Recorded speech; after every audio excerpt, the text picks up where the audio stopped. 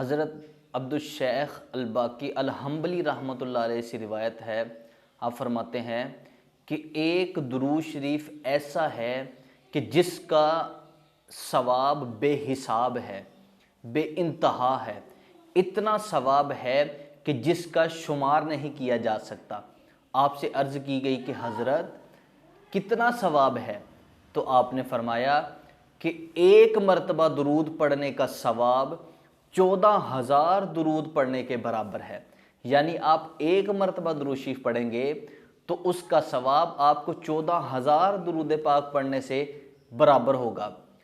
तो फिर अर्ज़ की गई कि हुजूर वो कौन सा दुरूद है, तो आपने फरमाया कि वो दुरूद शरीफ ये है। कौन सा? अल्लाहुम्मा सल्लि व सल्लिम व बारिक अला सय्यिदिना मुहम्मदिन व अला आलिही अदद कमालिल्लाहि व कमा यलीकु बि कमालिही। इसको नोट फरमा लें और अपनी ज़िंदगी का मामूल बना लें। क्या दुरूद है? फिर समात करें। अल्लाहुम्मा सल्लि व सल्लिम व बारिक अला सय्यिदिना मुहम्मदिन व अला आलिही अदद कमालिल्लाहि व कमा यलीकु बि कमालिही। ये दुरूद शरीफ है कि जिसके पढ़ने का सवाब एक मरतबा पढ़ेंगे तो आपको 14,000 दुरूद शरीफ पढ़ने के बराबर सवाब अता किया जाएगा। अगर कोई शख्स ये चाहता है कि यार मैं काम थोड़ा करूं और उसका अजर ज़्यादा हो, यानी मैं काम थोड़ा करूं और मुझे पैसे ज़्यादा मिले, तो इसी तरह का एक दुरूद है कि एक मरतबा दुरूद पढ़ेंगे तो आपको 14,000 दुरूद पढ़ने का सवाब मिलेगा।